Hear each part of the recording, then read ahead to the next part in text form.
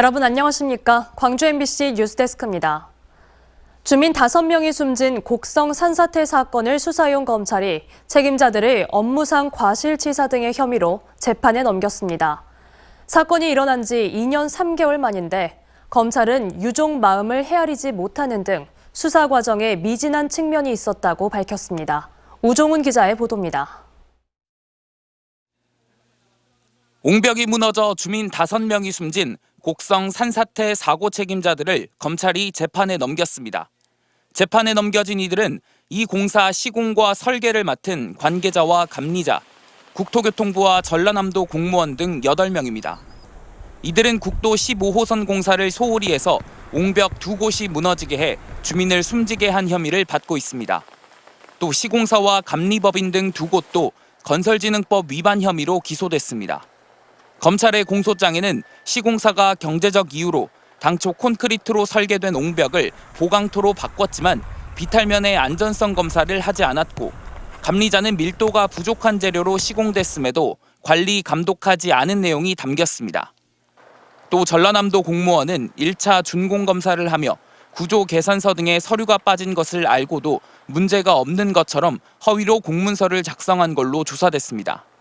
좀 첩첩하지만은 다행이라 생각하고요. 이제 좀 시시비비를 명명백백히 가려서 한치의 의혹이 남지 않도록 모든 게 결론이 잘 났으면 좋겠습니다. 이번 기소는 사고가 발생한 지 2년 3개월, 경찰이 검찰로 사건을 넘긴 지는 2년 1개월 만입니다. 이 기간 검찰은 한국산업안전보건공단 검토가 필요하다며 10달을 흘려보냈는데 결국 돌아온 답변은 산업재해를 조사하는 곳이어서 검토가 어렵다는 내용이었습니다. 하나만 좀 여쭤볼게요. 선생님 하나만. 광주지검 형사 3부는 유족의 마음을 헤아리지 못하는 등 수사에 미진한 측면이 있었다며 수사를 제기한 뒤 학계 전문가를 불러 들은 내용을 증거로 내는 등 향후 재판의 혐의 입증을 위해 최선을 다하겠다고 밝혔습니다. MBC 뉴스 우정은입니다. 기상청 관측 이래 처음으로 광주와 전남 일부 지역에 11월 한파 경보가 내려졌습니다. 서해안 지역엔 지난해보다 빨리 첫눈이 내렸습니다. 날씨만큼이나 서민 경제도 몹시 추워 누구보다 힘든 겨울을 지내야 하는 사람들이 있는데요. 임지은 기자가 직접 만나봤습니다. 하늘에서 흰눈이 흩날리듯 내립니다. 올 겨울 들어 전남 서남권에 첫눈이 내린 것으로 관측됐습니다. 한파주의보가 발효된 목포에는 눈 소식이 반갑기도 하지만 걱정도 앞섭니다. 전통시장 상인들은 옷을 두툼하게 챙겨 입고 장사에 나섰는데 추위로 손님이 줄진 않을지 근심이 가득합니다. 눈 오고 함께 추워. 사람들도 안 나오고 사람들도 많이 나오고 이제 그런 김장철이라 많이 나오고 이제 사람이 안 나와. 수확철을 맞은 딸기 농가도 한파의 직격탄을 맞았습니다. 기온이 크게 떨어지자 보시는 것처럼 딸기 잎의 끝이 모두 썩거나 말라버렸습니다. 5도가량 떨어진 토양 온도를 재배 적정 온도인 18도로 맞추기 위해서 비닐하우스까지 설치해보지만 치솟은 기름값 때문에 이마저도 쉽지 않습니다.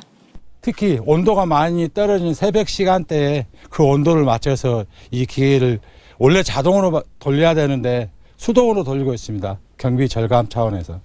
도심의 취약계층에게도 동장군은 반갑지 않은 손님입니다. 한 장에 639원인 연탄도 마음껏 구매하기 힘든 독거노인들이 몸을 녹일 수 있는 공간은 전기장판 한 장뿐입니다. 이곳을 보시면 연탄 수십 장이 창고에 쌓여 있는데요. 고물가 시대엔 연탄도 귀하다 보니 하루에 한 장이라도 아껴 써야 하는 현실입니다. 집 안으로 들어오는 매서운 바람을 견디려면 옷을 껴입을 수밖에 없습니다. 연탄도 많이 들고 기름값도 비싸서 못 넣고 전기장판 이것 갖고 살기 너무 힘들단 게 죽기는 오고 얼어 죽겠어.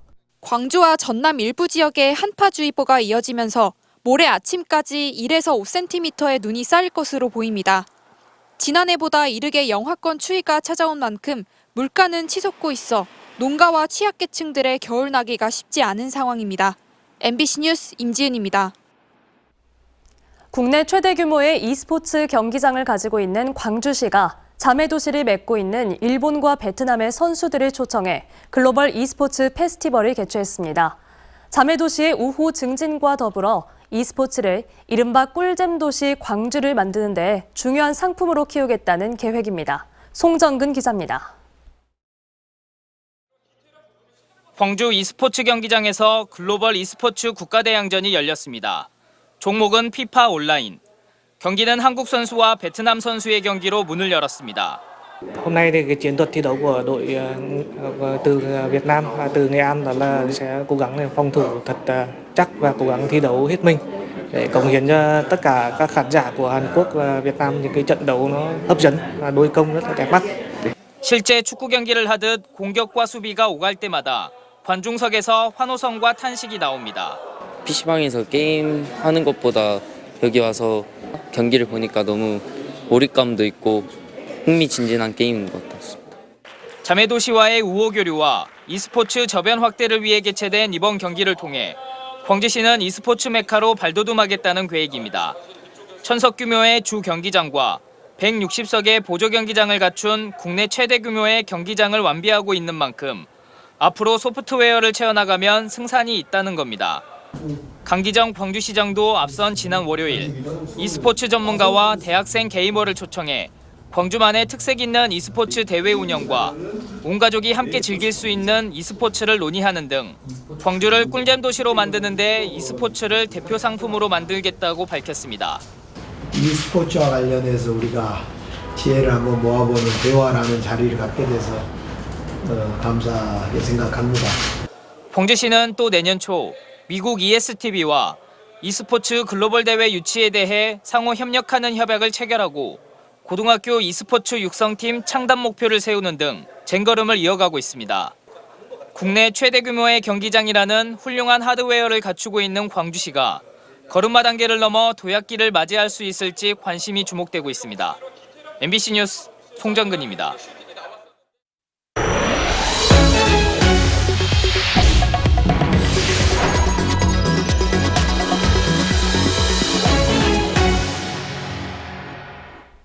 화물연대 총파업이 장기화하면서 국내 최대 수출입 항만인 광양항의 육로 운송이 사실상 막혔고 지역 주유소는 재고를 확보하는 데 비상이 걸렸습니다.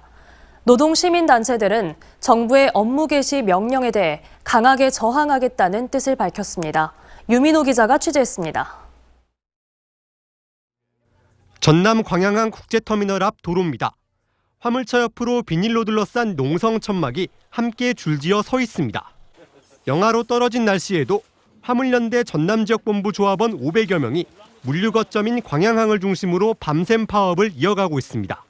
기름값, 톨비, 그다음에 정신값 빼면은 최저 생계비도 안 나오는데 그나마 지금 안전운전가 법제화가 돼가지고 차량이 드나드는 통로가 완전히 막힌 건 아니지만 화물연대 조합원 가입비율이 높다 보니 육로를 통한 운송은 거의 막힌 상황입니다. 파업 전 물량을 미리 빼두고 부두한 임시적 치장을 활용하면서 현재 광양항에 쌓여있는 컨테이너 비율은 61.6%. 평소와 비슷한 수준을 유지하고 있습니다. 하지만 파업이 길어지면 언제든 포화에 이를 수 있습니다.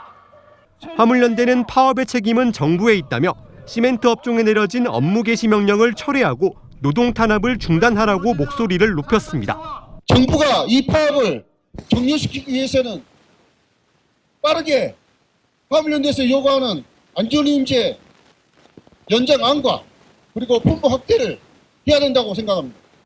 광주와 전남 노동시민단체들도 연이은 기자회견을 통해 연대 의지를 드러냈습니다. 주권자인 화물 노동자들에게 반헌법적인 업무 개시 명령을 내린 것에 대해서 대단히 분노하고 있습니다. 화물연대와 정부의 대치 속에 물류 차질도 현실화되고 있습니다. 지역 주유소는 유류 재고를 확보하는 데 비상이 걸렸습니다. 주로 가까운 여수 정유공장에서 탱크로리를 통해 공급받았는데 운송길이 막히면서 비용을 더 지불하고 다른 지역에서 끌어오고 있는 겁니다. 여수 공장에서 출하하던 것이 광주나 목포 쪽 저유소에서 출하하다 보니까 2, 3일 정도의 소요 시간이 더 걸리고 여수산단 석유화학 기업들은 사전 출하 물량을 최대한 늘리고 화물연대와 협의해 일부 긴급 물량을 내보내고 있습니다. 포스코 광양제철소도 선박을 통해 물량을 운송하고 있지만 하루 평균 철강제 17,000톤이 추가가 지연돼 공장 내부에 임시로 쌓아두는 등 피해 최소화에 힘쓰고 있습니다. MBC 뉴스 유민호입니다. 광주 지역 곳곳에서 민주노총 화물연대 총파업에 참여한 화물차에 대한 불법 주차 단속이 실시됩니다. 광주 서구청은 광천동 기아차 광주공장 일대에서 밤샘 불법 주차 단속을 벌여 15건 넘게 적발했다고 밝혔습니다. 북구청도 파업 돌입 직후부터 차고지회 주차 위반 관련해 30여 건을 적발했습니다. 차고지회 밤샘 주차 단속으로 적발된 영업용 화물자동차는 화물자동차 운수사업법에 따라 운행정지 5일 또는 20만 원 이하의 과징금 처분을 받습니다. 오늘 오전 11시 20분쯤 여수시 화치동 금호석유화학 여수정밀화학공장 폐가스 소각시설에서 폭발과 함께 불이 났습니다. 이 사고로 인명피해는 없었지만 업체 측은 폭발 과정에서 가스가 일부 밖으로 새어나왔을 걸로 보고 공장 가동을 중단했으며 근로자들의 건강 이상 여부를 확인하고 있습니다. 경찰은 타이어 연료 공정에 있는 배관이 파손돼 폭발이 발생한 것으로 보고 정확한 사고 원인을 조사하고 있습니다. 오늘 아침 8시 20분 광주 광산구 평동산업단지 한 공장에서 불이 나 출동한 소방대에 의해 1시간 만에 꺼졌습니다. 이 불로 다친 사람은 없었지만 조립식 패널 공장 한 동 절반이 탔고 인근 다른 공장으로 불이 옮겨붙어 관할 소방서 인력 전체가 출동하는 대응 1단계가 발령되기도 했습니다. 경찰과 소방당국은 공장 관계자 등을 상대로 정확한 화재 원인을 조사하고 있습니다. 천주교 광주 대교구장에 옥현진 시몬 대주교가 새로 임명됐습니다.